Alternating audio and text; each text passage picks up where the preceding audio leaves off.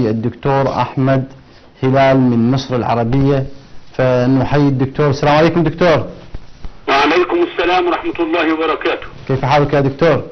الحمد لله. الحمد لله. نحن أحببنا في هذه الحلقة أن نتطرق إلى الذي لفت انتباهكم إلى مذهب أهل البيت، لكن قبل أن نبدأ في هذا السؤال هل لك أن تعرفنا على الهوية الشخصية لجنابكم؟ الاسم أحمد حسن هلال، وأعرف بأحمد هلال. نعم. طبيب نفسي مصري، أبلغ من العمر 65، أقيم في مدينة القاهرة. نعم. ننتقل إلى السؤال الآخر جناب الدكتور. الذي قلنا في البداية، ما الشيء الذي لفت انتباهكم إلى مدرسة أهل البيت عليهم الصلاة والسلام؟ مدرسة أهل البيت مدرسة تتفق مع العقل ومع القلب، ولعلك تعلم أن المصريين بطبعهم يحبون آل بيت رسول الله ويضعونهم في الموضع اللائق بهم. سبحان الله، كأنما سمعوا قول أمير المؤمنين صلوات الله عليه: نحن آل بيت رسول الله لا يقاس بنا أحد. نحن آل بيت رسول الله لا يقاس بنا أحد. فنحن نعظم آل بيت رسول الله ونجلهم. ومرت الأيام فبدأنا نفكر، يعني كيف أقول في صلاتي: اللهم صل على محمد وآل محمد كما صليت على إبراهيم وآل إبراهيم، وبارك على محمد وآل محمد كما باركت على إبراهيم وعلى آل إبراهيم في العالمين إنك حميد مجيد. هل مجرد تكرار نقوله في صلاتنا لإطالة زمن الصلاة، أم أن هذا يعني شيئا؟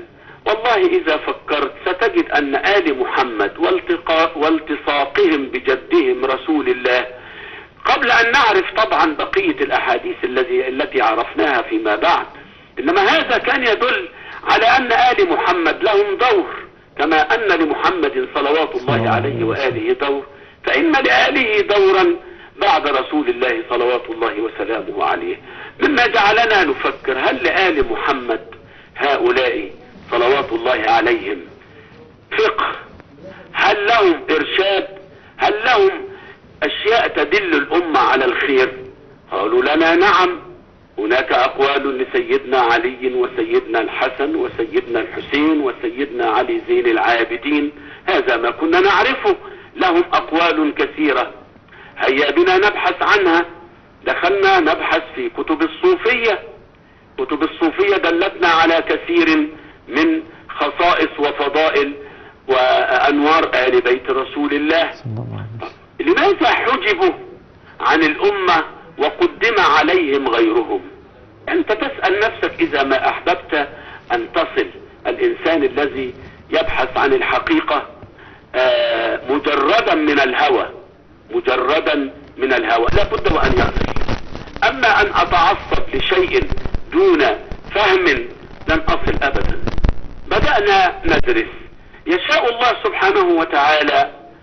يعني أنا وقفت موقف هؤلاء الناس، لابد وأنهم أبعدوا بفعل فاعل، لابد أنهم أبعدوا بفعل فاعل، وخصوصا أنك تعلم أن الشيطان توعد آدم وذريته بأن يحتنكنهم إلا قليلا، بأن يحذفهم لأقعدن لهم صراطك المستقيم. إذن نريد أن نعرف هؤلاء الذين صاروا خلف الشيطان. هناك حزبين لا ثالث لهما، حزب الله وحزب الشيطان. نرى، بحثنا وجدنا أن هناك حزب آخر حتى وإن تلحف بالدين وادعى أنه يحافظ على الدين، شيء طبيعي أنه لكي يقود المسلمين لا بد وأن يلتصق بالدين التصاقا شكليا ليبعد هؤلاء الذين يسيرون بالأمة في الطريق الصحيح. سألت نفسي يوما: كيف وصل الحال بالمسلمين إلى ما هم عليه اليوم؟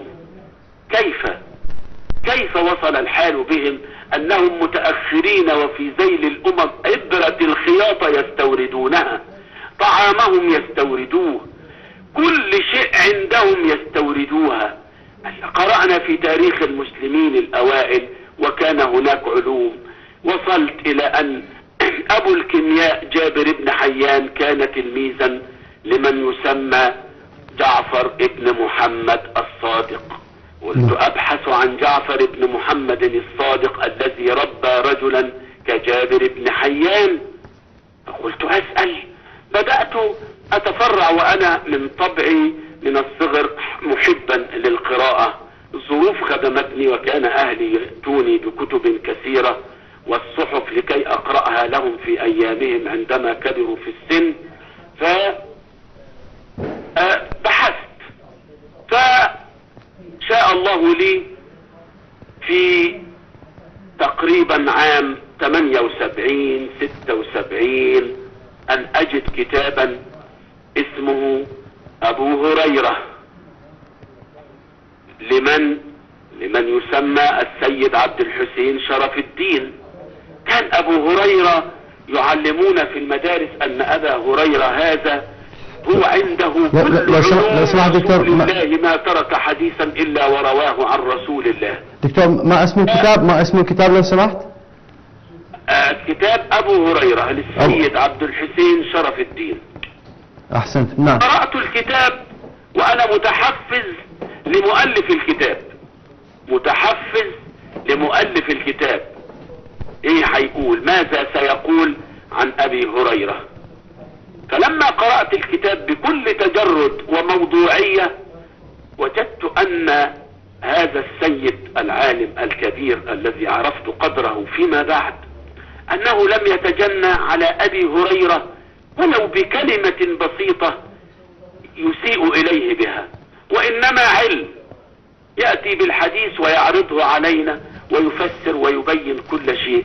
اكتشفت من أين أتى الوضع في تاريخ سنة رسول الله، فقلت أبحث عن كتاب لهذا السيد لعلي أستزيد مرة أخرى. فشاء الله لي أن أحصل على كتاب اسمه المراجعات. وكتاب المراجعات هذا بين عالمين كبيرين، أحدهما من الطرف السني والآخر من الطرف الذي يحب آل البيت ويتبع طريق آل البيت. حقيقة دكتور لو سمحت، عبد الحسين شرف الدين الذي قرأت له كتابا قبل ذلك، والعالم الآخر الشيخ سليم البشري شيخ الجامع. لو سمحت دكتور، قبل الدخول في تفاصيل الموضوع الذي دار في كتاب المراجعات، كتاب المراجعات عندما قرأته وجدت فيه حيادية من قبل المؤلف أم أن هناك بعد مرحلة وجدت أنه فيه تدليس وفيه روايات ليست بالصحيحة وفيه آفاق للأفكار لم تكن في موقعها الحقيقي. فهل لك أن تعطينا صورة عن هذا الكتاب وما الأشياء التي بقيت مرتكزة في ذهنك من خلال قراءتك له؟ كما قلت، هذا الكتاب عبارة عن مراجعات ما بين عالمين كبيرين، أحدهما الشيخ سليم البشري شيخ الجامع الأزهر في هذا الوقت، وأحد العلماء الأكابر الأفاضل الذين يخافون الله ولا يخشون في الله لومة لائم، وبين الذي كنت أبحث عنه وهو السيد عبد الحسين شرف الدين أحد أقطاب وعلماء الشيعة كما عرفت من بعد. الكتاب ينم عن علم غزير وينم عن أدب جم في الحوار ما بين عالمين كبيرين، أحدهما سني والآخر شيعي يبغيان وجه الله. تجد قمة الحوار العالي الرقيق الرفيع الذي أمر به الإسلام. فالسيد عبد الحسين شرف الدين كعالم شيعي والشيخ سليم البشري كعالم سني لم يعلم عن التشيع شيئا، وإنما يعلم فضل آل البيت على قدر ما حصل عليه من كتب إخواننا أو من كتبنا في ذلك الوقت نحن أهل السنة. فالسيد عبد الحسين شرف الدين يتولى الإجابة على أسئلة الشيخ سليم البشري رحمة الله عليه. فالكتاب كان كتاب محقق. طبعا الشيخ سليم البشري كان يطلب من السيد عبد الروايات عن أهل البيت يقول له ائت بها من عندنا، فإن كثيرا ممن عندنا لن يقتنعوا بأقوالكم، ائتينا بها من مصادرنا. فكان يأتيه بها من المصادر السنية. فكنت أراجع المصادر فأجد أن الكتاب كله صحيح ولم يحدث فيه أي تدليس أو كذب أو كما يدعي الآخرون. الكتاب عرفني بكثير مما يخص آل بيت النبوة صلوات الله عليهم بشكل جميل. أدركت كيف نحب آل البيت ولا نتبعهم، والقرآن يقول قل لا أسألكم عليه أجرا إلا المودة في القربة. واستغربت كيف نصلي على آل بيت رسول الله في صلاتنا وليس معنا أحاديث تذكر. ذات يوم سألت نفسي، الحسين بن علي سيد الشهداء وسيد شباب أهل الجنة مات في حوالي سن 60 around 60، يعني 60 إلا شوية، 60 وشوية حسب التواريخ. ماذا عندنا نحن أهل السنة من أحاديث عن سيد شباب أهل الجنة، سيد شباب أهل الجنة وسيد الشهداء؟ ماذا كان يقول طيلة تلك السنين من عمره؟ أدور أبحث لا أجد شيئا ولا أجد شيئا يريحني. فأحسست أن في الأمر نوع من الإبعاد، نوع من التعتيم على احنا بنحب آل البيت. طب ولما بتحبوا آل البيت لما عتمتم على آثارهم وأبعدتموهم؟ بدأت أبحث في التاريخ في كتب السير. شاء الله لي أن أحصل على كتاب بعد هذا اسمه كتاب معالم المدرستين للعالم الفذ العظيم السيد مرتضى العسكري. كتاب يناقش بكل حيدة وبكل أدب وبكل احترام مجالس علماء يناقش الفارق ما بين المدرستين، مدرسة أهل السنة أو مدرسة الخلفاء ومدرسة أهل البيت. الكتاب من 3 مجلدات، كتاب قيم دعا فيه كل إنسان. في أول كتابه كتب فبشر عبادي الذين يستمعون القول فيتبعون أحسنه. الله، طيب هيا نسأل وهيا نبحث عن القول لنتبع أحسن القول. صارت الأيام وبدأت الأمور تتسع، قامت الثورة الإسلامية في إيران. وجدت شيئا غريبا، قوم قاموا بثورة لهم ضد الشاه الذي امتص دماءهم وشتت الدنيا عندهم، قاموا بثورة ضده وسموا بلدهم جمهورية إيران الإسلامية. شيء غريب. لما كل هذا الهجوم عليهم؟ لأنهم يقال عنهم أنهم شيعة. طب ده الناس قالوا جمهورية إيران الإسلامية، لم يقولوا جمهورية إيران الشيعية. فكرت في الأمر وبدأت أبحث أكثر وأكثر. وقعت على كتب عديدة بعد ذلك. وجدت أن فقه آل البيت أو ما يسمى بالفقه الشيعي الذي يعود لآل البيت فقه واسع عريض يستطيع المسلم، ليس ملكا. يعني فقه آل البيت، ودائما ما أرددها أن فقه آل البيت ليس ملكا للشيعة وحدهم، إنما ملك لجميع المسلمين من المحيط إلى الخليج. لماذا عميتم على هذا؟